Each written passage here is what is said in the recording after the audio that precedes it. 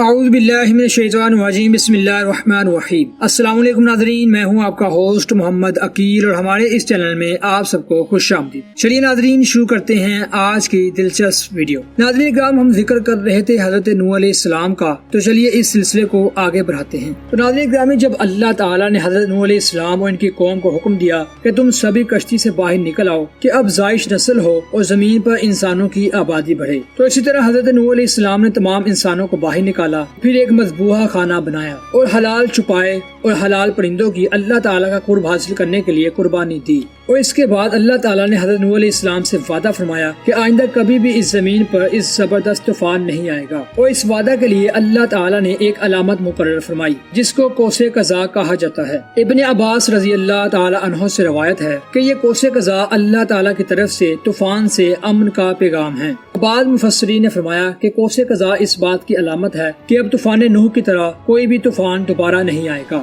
اللہ تعالیٰ نے قرآن کریم میں حضرت نوح علیہ السلام کی مداح کرتے ہوئے فرمایا کہ بے شک نوح ہمارے شکر گزار بندے تھے۔ بعض مفسرین نے فرمایا کہ نوح علیہ السلام ہر حالت میں اللہ تعالیٰ کا شکر ادا کرتے رہتے تھے، یعنی اللہ تعالیٰ کی تسبیح و حمد بیان کرتے رہتے تھے، کھانے پینے، لباس اور ہر نعمت میں اللہ تعالیٰ کا شکر ادا کرتے رہتے تھے۔ ابن ماجہ میں حضرت عمر رضی اللہ تعالیٰ عنہ سے روایت ہے، وہ فرماتے ہیں کہ میں نے حضور اکرم صلی اللہ علیہ وآلہ وسلم کو یہ فرماتے ہوئے سنا کہ حضرت نوح علیہ السلام ایام عید الفطر کے علاوہ سبھی دن روزہ رکھا کرتے تھے۔ اور طبرانی میں بھی حضرت عمر رضی اللہ تعالیٰ عنہ روایت کرتے ہیں کہ میں نے حضور اکرم صلی اللہ علیہ وآلہ وسلم کو یہ فرماتے ہوئے سنا کہ حضرت نوح علیہ السلام یوم الفطر اور یوم الاضحیٰ کے علاوہ سبھی دن روزہ رکھا کرتے تھے۔ اور حضرت داؤد علیہ السلام نے آدھی زندگی روزے رکھے، یعنی ایک دن روزہ رکھتے تھے اور ایک دن چھوڑ دیا کرتے تھے۔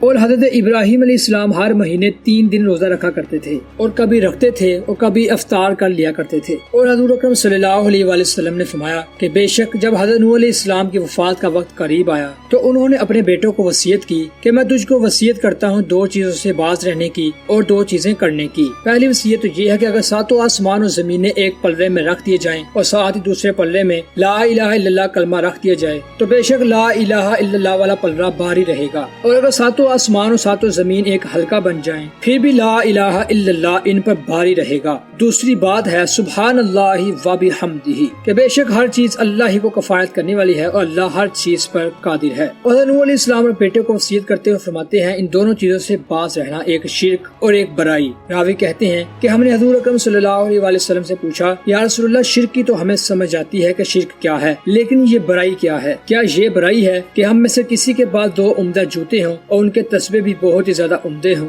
فرمایا نہیں۔ تو پھر پوچھا کیا یہ برائی ہے کہ ہم میں سے کسی کے پاس عمدہ جوڑے ہوں جس کو وہ پہنتا ہو؟ فرمایا نہیں۔ تو پھر فرمایا پھر برائی آخر کیا ہے؟ آپ صلی اللہ علیہ وآلہ وسلم نے فرمایا برائی یہ ہے کہ حق سے انکار اور لوگوں کو حقیر سمجھنا اور حق سے انکار کرنا، یہ برائی ہے۔ تو ناظرین یہ تھی حضرت نوح علیہ السلام کو اپنے بیٹے کو وصیت۔ اور ناظرین قرآن روح سے معلوم ہوتا ہے کہ حضرت نوح علیہ السلام کو نبوت ملنے کے بعد اور طوفان کی تباہی سے پہلے اپنی قوم میں 950 سال رہے، اور پھر اس کے بعد حضرت نوح علیہ السلام ان میں کتنا عرصہ ٹھہرے واللہ عالم۔ اور اگر حضرت ابن عباس کی روایت سے یہ تسلیم کر لیں کہ حضرت نوح علیہ السلام کو پیغمبری 480 سال کی عمر میں ملی اور طوفان کے بعد وہ 350 سال جیے، تو اس حساب سے ان کی زندگی 1780 سال بنتی ہے۔ تابعین سے روایت ہے کہ حضرت نوح علیہ السلام کی قبر مسجد حرام میں ہے۔ تو ناظرین یہیں تک تھی آج کی ہماری مختصر ویڈیو۔ ایسی مزید نئی ویڈیو دیکھنے کے لیے ہمارے چینل کو سبسکرائب، لائک اور شیئر کرنا مت بھولیے گا۔ اسی کے ساتھ ہمیں دیجیے اجازت، اپنا خیال رکھیے گا،